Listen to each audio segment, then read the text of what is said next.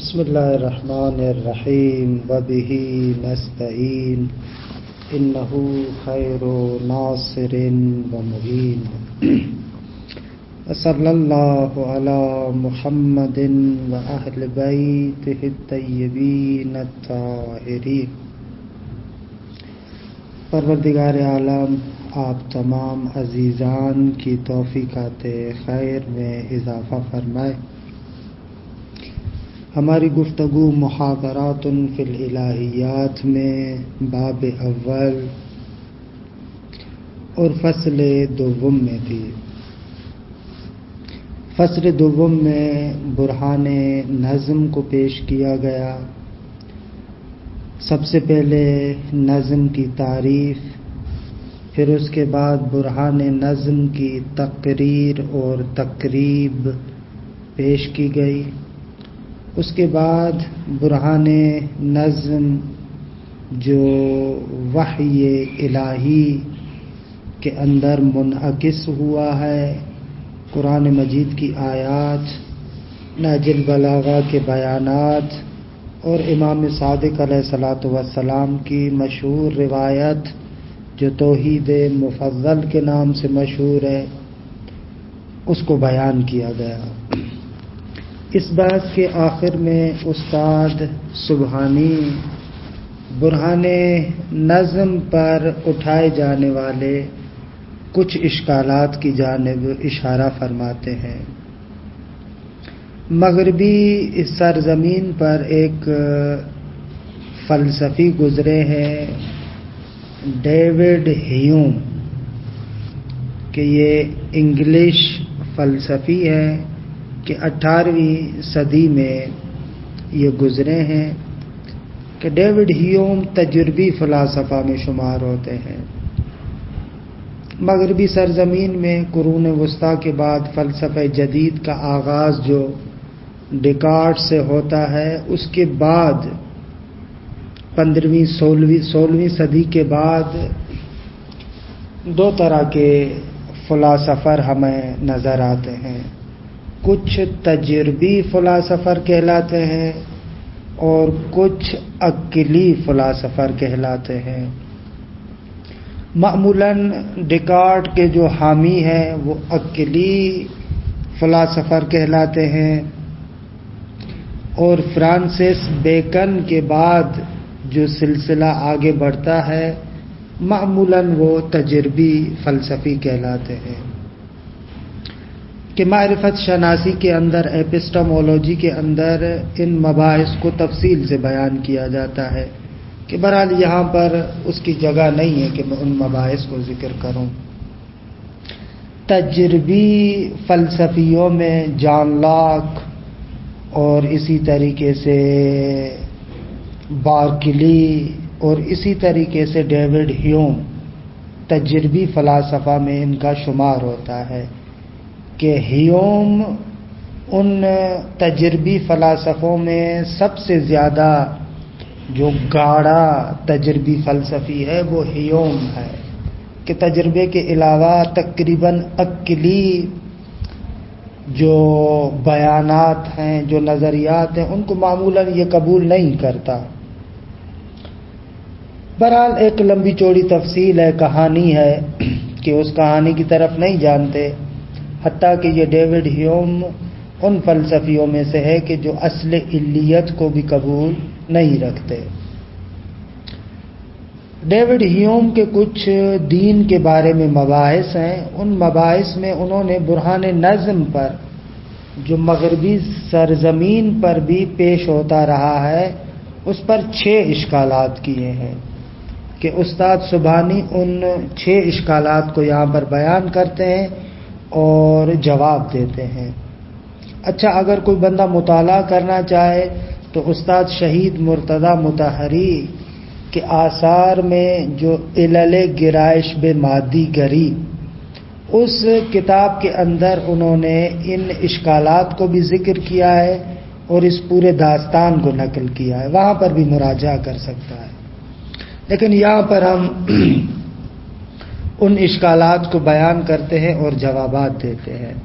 پہلا اشکال جو ڈیوڈ ہیوم برہان نظم پر کرتا ہے، وہ اشکال یہ ہے کہ برہان نظم کے اندر تجربی برہان کے شرائط موجود نہیں ہے، کیونکہ برہان نظم ایک تجربی برہان ہے، اور تجربے کا اصول یہ ہے کہ ایک عمل کو بار بار انجام دیا جاتا ہے، اس کے بعد جا کر آپ کچھ نتائج کو حاصل کرتے ہیں۔ تو آپ جو آئے ہیں اور اس عالم کے اندر نظم کو دیکھ کر ناظم کو ثابت کرتے ہیں، اس کے اندر تو برہان تجربی کے شرائط ہی نہیں ہے، کیونکہ یہ تجربہ اس عالم کے علاوہ کسی اور عالم کے اندر تو نہیں ہوا نا۔ جب اس عالم کے علاوہ دوسری جگہ پر یہ تجربہ ہوا ہی نہیں ہے تو آپ اس کو کیسے برہان تجربی کہہ رہے ہیں؟ رہ گئی بات یہ کہ مصنوعات بشری کو آپ نے دیکھا، مختلف مصنوعات کی مثال دی کہ ان کے اندر نظم پایا جاتا ہے، لہذا آپ کہیں کہ ناظم کے بغیر نظم وجود میں نہیں آ سکتا، یہ مصنوعات بشری میں درست ہے، لیکن عالم کے اندر تو آپ نے دوسرے عوالم نہیں دیکھے کہ وہاں پر تجربہ کیا ہو اور اس کے بعد اس کا اس عالم کے ساتھ مقایسہ کریں، نسبت سنجی کریں، پھر آپ کہیں کہ اس عالم کے اندر نظم پایا جاتا ہے۔ دوسرے لفظوں میں یہ برہان تجربی ہے، اور برہان تجربی کا جو اصل اصول ہے کہ تجربے میں تکرار عمل ہوتا ہے، بار بار اس چیز کو دیکھا جاتا ہے۔ ہم نے تو فقط یہی عالم دیکھا ہے، دوسرے عوالم دیکھے ہی نہیں ہیں، تو تجربہ کیسے صادق آئے گا؟ بس یہ برہان غلط ہے۔ اس کا جواب ایک لفظ کے اندر ہے کہ اشتباہ کر رہا ہے آغا ہیوم۔ ڈیوڈ ہیوم سمجھتا ہے کہ برہان نظم برہان تجربی ہے، لہذا اس کے اندر تجربے کے شرائط نہیں ہے، نتیجتاً یہ برہان غلط ہے۔ جواب ایک کلمہ ہے، کس نے کہا کہ برہان نظم برہان تجربی ہے؟ ہم نے کہا اس کا ایک مقدمہ مشاہدے کے ذریعے سے حاصل ہوتا ہے، لیکن اصل برہان دوسرے مقدمے میں ہے۔ کبرائے کلی جو ہم بیان کر رہے ہیں وہ عقلی ہے۔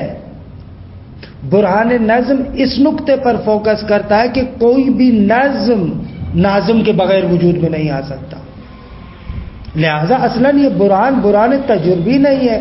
تعین کر آپ یہاں پر اشکال کریں کہ اس کے اندر برہان تجربی کے شرائط نہیں ہے، اشتباہ یہاں سے ہو رہا ہے۔ کس نے کہا کہ یہ برہان تجربی ہے؟ اصلاً عقلی برہان ہے۔ کبرائے کلی یہ ہے کہ کوئی بھی نظم ناظم کے بغیر وجود میں نہیں آ سکتا، کہ اس کو عقل تسلیم کرتی ہے، یہ ہے اصل برہان۔ ہاں، اس کا جو موضوع ہے اور صغرا ہے، بے شک وہ آپ مقدمات حسیہ کے ذریعے سے حاصل کرتے ہیں، آپ مشاہدے کے ذریعے سے دیکھتے ہیں کہ نظم موجود ہے، یہ فقط اس کے موضوع کو تشکیل دیتا ہے کہ نظم ہے، لیکن برہان یہ ہے کہ جہاں پر بھی نظم ہوگا وہاں پر ناظم ہونا چاہیے، یہ عقلی برہان ہے۔ اس پہلے اشکال کو دیکھیں، اس کے بعد دوسرے اشکالات کی طرف چلتے ہیں۔ اشکالات والاجابۃ عنہا، اشکالات اور ان کے جوابات۔ ان ہناک اشکالات طرحت حول برہان النظم، فرماتے ہیں کہ کچھ اشکالات ہیں جو برہان نظم کے بارے میں اٹھائے گئے ہیں۔ یجب علینا الاجابۃ عنہا، ہم پر ضروری ہے کہ ان کا جواب دیں۔ والمعروف منہا، ان اشکالات میں سے جو مشہور ہیں، ما طرحہ ہیوم، جن اشکالات کو مطرح کیا ہے ڈیوڈ ہیوم نے، الفیلسوف الانگلیسی، انگلش فلسفی، 18ویں صدی کے رہنے والے، فی کتاب ہی محاورات حول الدین الطبیعی، اس کی یہ کتاب ہے۔ وہی ستۃ اشکالات کما یلی، یہ 6 اشکالات ہیں جو مندرجہ ذیل ہے۔ الاشکال الاول، ان برہان النظم لا یتمتع بشرائط البرہان التجربی، فرماتے ہیں کہ برہان نظم میں برہان تجربی کے شرائط موجود نہیں ہے۔ لأنه لم يجرب في شأن عالم آخر غیر هذا العالم. فرماتے ہیں اس لیے کہ یہ برہان اور نظم تجربہ نہیں ہوا ہے اس عالم کے علاوہ دوسرے عالم میں. صحیح اس بات کو تسلیم کرتے انا جربنا المصنوعات البشریت، ہم لوگوں نے مصنوعات بشریہ میں تجربہ کیا. فرعینا، اور ہم نے دیکھا انہا لا توجد الا بصانع عاقل، مصنوعات بشری موجود نہیں ہوتی مگر ایک عاقل صانع کے توسط سے. کما فی البیت والسفینہ والساعہ وغیر ذالک، جیسے گھر ہے، کشتی ہے، گھڑیال ہے اور اس کے علاوہ اور چیزیں. ولیکننا لم نجرب ذالک فی الکون، لیکن اس چیز کا تجربہ تو ہم نے اس عالم ہستی کے اندر نہیں کیا. فإنا لم نشاہد عوالم اخر مماثلۃ لہذا العالم، اس لیے کہ ہم نے دوسرے عوالم کا مشاہدہ نہیں کیا جو اس عالم کے ساتھ مشابہت رکھتے ہوں. وہی مخلوقۃ لخالق عاقل وحکیم، کہ وہ عوالم مخلوق ہوں ایک خالق کے کہ جو خالق عاقل بھی ہے حکیم بھی ہے، دوسرے عوالم تو نہیں دیکھے. حتی نحکم بذالک فی خلق ھذا العالم، یہاں تک کہ ان کو دیکھ کر پھر اس عالم کی تخلیق کے بارے میں بھی حکم کریں. ولہذا لا یمکن ان نثبت له علۃ خالقۃ، لہذا ہمارے لیے ممکن نہیں ہے کہ اس عالم کے لیے ایک علت کو ثابت کریں کہ جس نے خلق کیا ہو اسے. علی غرار المصنوعات البشریہ، مصنوعات بشریہ کی طرح. والجواب عنہ ان برہان النظم لیس برہانا تجربیا. سارا مسئلہ یہ ہے کہ ان لوگوں نے غلط سمجھا. کس نے کہا کہ یہ برہان نظم برہان تجربی ہے؟ ان برہان النظم لیس برہانا تجربیا، برہان نظم تو برہان تجربی نہیں ہے. کہ بأن یکون الملاک فیہ ہوا تعمیم الحکم علی اساس المماثلۃ الکاملۃ بین الاشیاء المجربہ وغیر المجربہ. ہوا کو ضمیر فصل قرار دیں اور تعمیم کو یکونوں کی خبر، اس طریقے سے کہ تمام ملاک فقط اور فقط کیا ہو، یہ ہو کہ حکم کو عمومیت دی جائے اس مماثلت کی بنا پر جو مماثلت کاملہ ہے اشیاء مجربہ اور غیر مجربہ کے اندر. نہ، ملاک یہ نہیں ہے. درست ہے کہ تجربے کے اندر ملاک یہی ہوتا ہے فقط، کہ وہاں پر کیا ہوتا ہے ملاک، تجربہ ہوتا ہے. لیکن یہاں پر کامل ملاک یہ نہیں ہے کہ مختلف چیزوں کا تجربہ کرے پھر ان کے اندر مماثلت کو ڈھونڈے اور اس کے مطابق حکم کرے، ایسے نہیں ہے.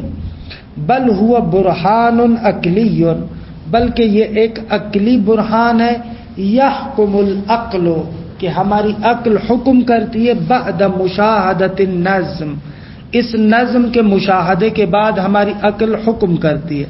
الحاکم، وہ نظم کہ جو حاکم ہے علی العالم الطبیعی، عالم طبیعی پر. والتفکر فیہ، اور پھر اس کے اندر آئیں اور ہم لوگ غور و فکر کریں کہ بأنہ مخلوق موجود عالم قادر مختار، کہ یہ عالم مخلوق ہے ایک ایسی موجود کا کہ جو عالم ہے، قادر ہے، مختار ہے. من دون حاجت الی مقولۃ التمثیل ونحوہ، کوئی ضرورت نہیں ہے کہ یہاں پر آئے اور آپ آ کر مماثلت کو دیکھیں یا مماثلت کے علاوہ جو تمثیل اور مماثلت کی طرح دوسری چیزیں ہیں. مثلا تکرر، بار بار دیکھنا، کہ تجربے میں اہم چیز یہ تکرر عمل ہے، عمل کا تکرار ہوتا ہے. وَكُونُ إِحْدَى مُقَدِّمَتَيْهِ حِسِّيَّةً لَا يَضُرُّ بِكَوْنِ الْبُرْهَانِ عَقْلِيًّا، یہ دفع دخل مقدر ہے. کوئی بندہ اشکال کر سکتا ہے کہ بھئی یہ کیسے برہان عقلی ہے؟ اس کا ایک مقدمہ تو حسی ہے. خب جب حسی مقدمہ ہے تو اس کو برہان تجربی ہونا چاہیے. فرماتے ہیں وَكَوْنُ إِحْدَى مُقَدِّمَتَيْهِ حِسِّيَّةً لَا يَضُرُّ بِكَوْنِ الْبُرْهَانِ عَقْلِيًّا. اس برہان کے دو مقدموں میں سے ایک مقدمے کا حسی ہونا نقصان دہ نہیں ہے اس بات کے لیے کہ برہان عقلی ہو نہ. فَإِنَّ دَوْرَ الْحِسِّ فِيهِ يَنْحَصِرُ فِي إِثْبَاتِ الْمَوْضُوعِ. اس برہان کے اندر حس کا رول اور کردار فقط اس چیز میں ہے کہ وہ موضوع کو ثابت کرتی ہے. اس حس کے ذریعے سے، مشاہدے کے ذریعے سے اصل نظم موضوع ثابت ہوتا ہے. ای یعنی کیا؟ ای اثبات النظم فی عالم الکون. اس حس کے ذریعے سے فقط یہ ثابت کیا جاتا ہے کہ اس عالم میں نظم ہے. وَأَمَّا الْحُكْمُ وَالْإِسْتِنْتَاجُ يَرْجِعُ إِلَى الْعَقْلِ. لیکن حکم کرنا، نتیجہ لینا، یہ عقل کی جانب پلٹتا ہے. وَيَبْتَنِي عَلَى مُحَاسَبَاتٍ عَقْلِيَّةٍ. یہ عقلی محاسبات اور حساب و کتاب پر مبتنی ہے. وَهُوَ نَظِيرُ مَا إِذَا ثَبَتَ بِالْحِسِّ أَنَّهَا هُنَا مُرَبَّعًا. یہ اسی طریقے سے ہے کہ اگر آپ کے سامنے محسوس طریقے سے کوئی چیز آ جائے کہ یہ مربع ہے. اچھا، نظیر اور مثال میں فرق ہوتا ہے. نظیر میں ایک مناسبت ہوتی ہے دونوں چیزوں میں، عیناً وہی چیز نہیں ہوتی. مثال کے اندر عیناً اسی شے کا مصداق ہوتا ہے کہ دروس اصول میں اس کی وضاحت کر چکا ہوں میں. کہہ رہے ہیں یہ اسی طرح ہے جس طریقے سے حس کے ذریعے سے آپ کے سامنے ایک مربع ہو، ایک ایسی شکل ہو کہ جس کی مربع ہے، چورس ہے، تو فَإِنَّ الْعَقْلَ يَحْكُمُ مِنْ فَوْرِهِ. آپ نے ایک چورس کو دیکھا، مربع کو دیکھا تو عقل فوراً حکم کرتی ہے بِأَنَّ أَضْلَاعَهُ الْأَرْبَعَ مُتَسَاوِيَةٌ فِي الطُّولِ. جب چورس ہے تو اس کی چاروں ذیل طول کے اعتبار سے مساوی ہوں گے.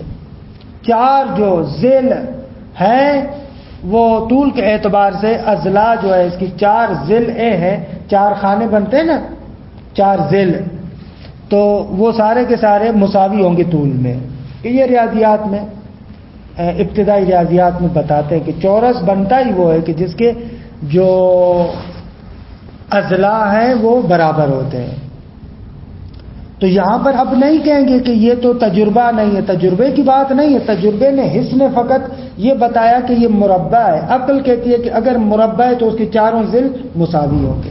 اسی طریقے سے اس عالم کے اندر بھی ہم نے صرف عالم کو ثابت کیا کہ اس کے اندر نظم ہے.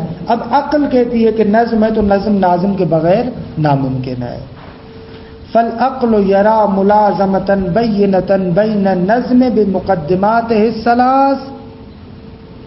فرماتے ہیں کہ عقل یہ حکم لگاتی ہے کہ ایک واضح ملازمہ پایا جاتا ہے بین النظم بمقدماتہ الثلاث.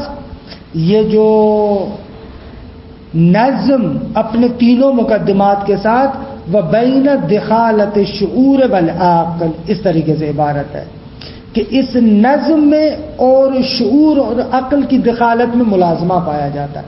جہاں پر بھی نظم ہوگا وہاں پر شعور ہے، عقل ہے، حکمت ہے، یہ چیزیں خود بخود ثابت ہوتی ہیں. اچھا، تین کون سے مقدمات؟ وہی نکات جو نظم میں ہم نے بیان کیے تھے، اعنی الترابط والتناسق والہدفیہ. پہلا نقطہ یہ تھا نظم میں کہ ان کا آپس میں رابطہ ہے، دو ان میں مناسبت بھی ہے، تین ایک ہدف بھی ہے. تو جیسے نظم اپنے ان تینوں مقدمات کے ساتھ، ان تینوں ارکان کے ساتھ موجود ہوگا تو حتماً اس نظم کے پیچھے شعور بھی ہے اور عقل بھی ہے. تو یہ عقل سمجھتی ہے. فَإِنَّمَا يُلَاحِظْ مَا فِي جِهَازِ الْعَيْنِ، جب ہماری عقل ملاحظہ کرتی ہے کہ اس آنکھ کے نظام کے اندر مثلا من النظام ایک نظام پایا جاتا ہے، بمعنی تحقق اجزاء مختلفۃ کمن و کیفیت، کہ اس آنکھ کے اندر مختلف اجزاء ہیں کہ ان کے درمیان مثلا ایک خاص قسم کا رابطہ اور نظم پایا جاتا ہے. بمعنی تحقق اجزاء مختلفہ، اس طریقے سے کہ اجزاء مختلفہ متحقق ہوتے ہیں. اچھا یہ مختلف اجزاء کمیت اور کیفیت کے اعتبار سے، کمیت مقدار، کیفیت حالت، فی الحال اتنا سمجھیں، وگرنہ فلسفے میں تفصیلی تعریف اپنے مقام پر ہے. من النظام بمعنى تحقق اجزاء مختلفۃ وتناسقها، ان کے درمیان ہم آہنگی بھی ہے، بشکل اس طریقے سے کہ یمکنها من التعاون والتفاعل فيما بينها، کہ اس طریقے سے ہم آہنگی ہے کہ یہ اجزاء ایک دوسرے کے ساتھ تعاون کرتے ہیں، ایک دوسرے میں اثر انداز ہوتے ہیں، اس طریقے سے ان میں مناسبت ہے. وَيَتَحَقَّقُ الْهَدَفُ الْخَاصُ مِنْهُ، پس ترابط رابطہ بھی ہوا، ہم آہنگی بھی ہوئی. وَيَتَحَقَّقُ الْهَدَفُ الْخَاصُ مِنْهُ، اس سے ایک خاص ہدف بھی متحقق ہوتا ہے کہ جو دیکھنا ہے. جب ایسے ہوا تو یحکم یا یحکم، عقل ہماری حکم کرتی ہے، بِأَنَّهَا مِنْ فِعْلِ خَالِقٍ عَظِيمٍ، ایک عظیم خالق کا یہ فعل ہے. لِاحْتِيَاجِهِ إِلَى دِخَالَةِ شُعُورٍ وَعَقْلٍ وَهَدَفِيَّةٍ وَقَصْدٍ، اس لیے کہ یہ پورا نظام محتاج ہے اس نقطے کی طرف، یہ نظم اور نظام محتاج ہے شعور کی طرف، عقل کی طرف، ہدف کی طرف، قصد و ارادے کی طرف. کیسے ہو سکتا ہے کہ اس عام کے اس عظیم نظام کو بغیر عقل و شعور رکھنے والے کسی فاعل نے وجود دیا ہو؟ الحمدللہ. بس خلاصہ کلام یہ ہوا پہلے اشکال کے جواب میں کہ یہ برہان اصلاً برہان عقلی ہے، لہذا اس میں آپ تجربی برہان کے شرائط کیوں ڈھونڈ رہے ہیں؟ اچھا یہ پہلا اشکال. دوسرا اشکال یہ ہے کہ بھائی آپ کیسے کہہ رہے ہیں کہ اس عالم کے اندر نظم پایا جاتا ہے؟ خوب بہت سارے ایسے حوادث اور واقعات رونما ہوتے ہیں جو بیان کرتے ہیں کہ یہ نظام درہم برہم ہے. کبھی زلزلہ آ گیا، کبھی سونامی آ گئی، کبھی کوئی مصیبت، کبھی زمینی آفت، کبھی آسمانی آفت. وہ کہاں نظم پایا جاتا ہے؟ اگر نظم ہوتا تو یہ شرورات اور آفات کیوں ہوتی؟ بس یہاں سے پتہ چلا کہ اصلاً اس عالم میں نظم نہیں ہے. یہ دوسرا اشکال. اس کے جواب پر غور کیجیے گا. ہم لوگ کہہ رہے ہیں کہ جو بھی واقعات یہاں پر رونما ہوتے ہیں وہ حساب و کتاب اور نظم کے مطابق ہے. ان جتنی رودات اور حوادث اور واقعات کی آپ مثال دے رہے یہ بھی سارے حساب و کتاب کے مطابق ہے، ایک خاص نظم کے تحت ہوتے ہیں. یہ بھی بغیر نظم کے نہیں ہے. حتیٰ زلزلہ اس کی خاص طبیعی علتیں ہیں. حتیٰ جو سونامی، جو طوفان، جو دوسری آفات آتی ہیں ان میں سے ہر ایک جو واقعہ رونما ہوتا ہے اس واقعے کے آپ علل و عوامل اور اسباب پر توجہ کریں تو آپ کو پتہ چلے گا کہ ان کے علل و عوامل و اسباب ہیں. جب علل و عوامل و اسباب ہیں یعنی نظم ہے، بغیر نظم کے نہیں آئے.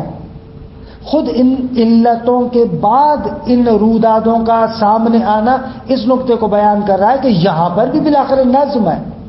ایسے ہی نہیں اچانک اپنی طرف سے کوئی چیز آ گئی. زلزلہ یوں ہی نہیں آتا، خب زلزلے کی اپنے اسباب ہیں. دوسری آفت یوں نہیں آتی، اس کے اپنے اسباب ہیں کہ بہت سارے اسباب کو الحمدللہ آج کل کشف کر لیا گیا ہے. بعض چیزوں کے اسباب اگر سمجھ میں نہیں آ رہے تو وہ بھی آئندہ کشف ہو جائیں گے، لیکن اس چیز کو سب مانتے کہ اسباب ہیں، علتیں ہیں، عوامل ہیں. خب جب اسباب ہے، علتیں ہیں، عوامل ہیں، یعنی اس کا مقصد یہ ہے کہ نظم ہے. خب نظم اور کیا ہوتا ہے؟ نظم یہی چیز ہے نا. بعض واقعات کا بعض واقعات کے ساتھ کیا ارتباط ہے، ان کے اندر ہم آہنگی ہے، ایک ہدف خاص ہے. خب یہ علل و معالل کے بنا پر ہوتا ہے تو اس کا تو کوئی انکار نہیں کرتا. بس آپ یہ نہیں کہہ سکتے کہ نظم نہیں ہے. ہاں یہ بات کہہ سکتے ہیں کہ یہ جو واقعات رونما ہوتے ہیں آیا انسان کی مصلحت کے مطابق ہے یا مصلحت کے مطابق نہیں ہے. کہ یہ ایک اور بات ہے جس کو انشاءاللہ عدل الہی میں ہم بیان کریں گے کہ ان شرورات کا فلسفہ کیا ہے، آیا انسان کے ساتھ ملائم ہے نہیں ہے، کیا ہے، کس طریقے سے کہ اس کو شرورات میں بیان کریں گے۔ لیکن یہاں پر اتنا صرف کہنا کافی ہوگا کہ یہ واقعات بھی ایک نظم کے تحت ہوتے ہیں۔ الاشکال الثانی، دوسرا اشکال، ان ہناک فی عالم الطبیعہ ظواہر و حوادث غیر متوازنۃ خارجۃ عن النظام، یا خارجۃ اگر حوادث کی صفت کرا دیں، ہمارے سامنے عالم طبیعت میں کچھ روداد، ظواہر یعنی کچھ رودادیں، کچھ واقعات اور کچھ حوادث ایسے ہیں کہ جو متوازن نہیں ہیں، ان میں توازن نہیں ہے بلکہ نظام سے باہر ہے۔ مثلا جیسے چند مثالیں میں نے دی، وہی لا تتفق مع النظام المدعا، جو آپ نے یہ مدعا، آپ کا جو یہ مدعا ہے کہ اس عالم کے اندر ایک نظام پایا جاتا ہے، یہ واقعات تو اس کو خراب کرتے ہیں، نہ کوئی نظام نہیں ہے۔ ولا مع الحکمہ، اور یہ نئی حکمت کے ساتھ سازگار ہے، التی یوصف بہا خالق الکون، جس حکمت کے ساتھ متصف کیا جاتا ہے اس عالم ہستی کے خالق کو، جس طریقے سے کہ زلازل و طوفانات، جیسے زلزلے اور طوفان۔ بس یہاں پر توازن نہیں ہے، جواب یہ نکتہ ہے، توجہ کیجیے گا۔ والجواب ان ما تعد من الحوادث الکونیۃ شرورا، یہ جو اس عالم ہستی کے مختلف واقعات کو شرور کے ساتھ تعبیر کیا جاتا ہے کہ زلازل و طوفانات، یہ زلزلہ اور طوفان، لہا نظام خاص فی صفحۃ الکون، اس صفحہ ہستی پر ان کا بھی ایک مخصوص نظام ہے، ناشئۃ عن علل و اسباب معینۃ، جو نظام کچھ علتوں سے نشأت پاتا ہے، معین اسباب کی بنا پر وجود میں آتا ہے، تتحکم علیہ محاسبات و معادلات خاصہ، کہ جن پر حاکم ہے خاص محاسبات اور خاص تدبیریں ان پر حاکم ہے۔ وقد وفق الانسان الى اکتشاف بعضها، انسان کامیاب ہوا کہ ان بعض علل و اسباب کو کشف کر لے، وان بقی بعض آخر منها مجهولا له بعد، اگرچہ ان علل و اسباب میں سے بعض ابھی تک انسان کے لیے مجہول ہے، لیکن بلاخر علل و اسباب ہے، ایک نظام ہے۔ اب البتہ یہ بات جو رہ جاتی ہے، وَأَمَّا أَنَّهَا مُلَائِمَةٌ لِمَصَالِحِ الْإِنسَانِ اور غیر ملائمة لہ، لیکن آیا یہ حوادث انسان کی مصلحت کے ساتھ سازگار ہے یا سازگار نہیں ہے؟ فلا صلۃ لہ ببرہان النظم، اس کا برہان نظم کے ساتھ کوئی رابطہ نہیں ہے۔ الذی، وہ برہان نظم کہ الذی بصدد اثبات ان ہناک مبدأ، جو اس بات کے در پہ ہے کہ ثابت کرے کہ ایک مبدأ اور خالق ہے، وفاعلا، اور ایک بنانے والا ہے، لعالم الطبیعہ، اس عالم طبیعت کا، ذا علم و قدرت و ارادت، کہ جو صاحب علم ہے، صاحب قدرت ہے اور صاحب ارادہ ہے۔ وَسَيَجِيءُ الْبَحْثُ عَنْهَا فِي الْفُصُولِ الْقَادِمَةِ، کہ ان قریب ان شرورات کے فلسفے کے بارے میں آئندہ فصول میں گفتگو ہوگی، فانتظر ہو، اس بحث کا انتظار کرو۔ خلاصہ کلام یہ کہ ان حوادث کا انسان کی مصلحت کے مطابق ہونا یا نہ ہونا علیحدہ مسئلہ ہے، لیکن یہ کہ آیا یہ خود واقعات اور حوادث نظم رکھتے ہیں یا نہیں، یہ علیحدہ بات ہے۔ ابھی بھی ثابت ہو چکا ہے کہ ان کے اندر خود نظم موجود ہے۔ خود جب نظم موجود ہے تو ہم اپنے برہان کو جاری کر سکتے ہیں کہ جہاں پر بھی نظم ہوگا، اس نظم کا ناظم ایک عالم ہوگا، ایک قادر ہوگا، ایک مرید ہوگا، جس نے اس نظم کو وجود دیا ہے۔ اچھا، یہ 2 اشکالات، بقایا اس کے جو 4 اشکالات ہیں انشاءاللہ ان کو آئندہ جلسے میں پیش کریں گے۔ وصلی اللہ علی محمد و اہل بیتہ الطیبین۔